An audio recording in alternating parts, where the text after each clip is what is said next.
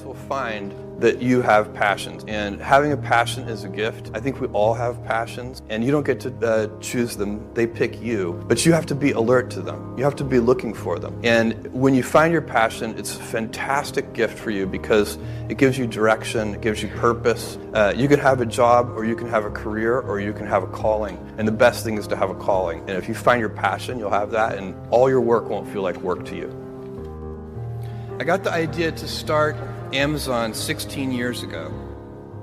I came across the fact that web usage was growing at 2,300% per year. I had never seen or heard of anything that grew that fast.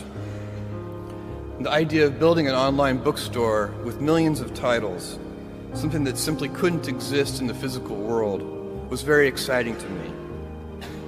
I just turned 30 years old, and I'd been married for a year.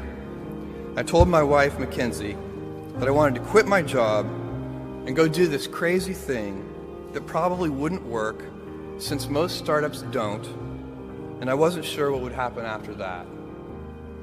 Mackenzie told me I should go for it. As a young boy, I'd been a garage inventor. I'd invented an automatic gate closer out of cement-filled tires, a solar cooker that didn't work very well out of an umbrella and aluminum foil. I'd always wanted to be an inventor, and she wanted me to follow my passion. I was working at a financial firm in New York City with a bunch of very smart people, and I had a brilliant boss I much admired. I went to my boss and told him I was going to start a company selling books on the internet. He took me on a long walk in Central Park, listened carefully to me, and finally said, "That sounds like a really good idea, but it would be an even better idea for someone who didn't already have a good job." That logic made some sense to me, and he convinced me to think about it for 48 hours before making a final decision. Seen in that light, it really was a difficult choice, but ultimately, I decided I had to give it a shot.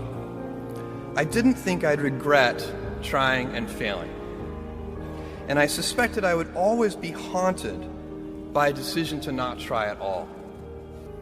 After much consideration, I took the less safe path to follow my passion, and I'm proud of that choice.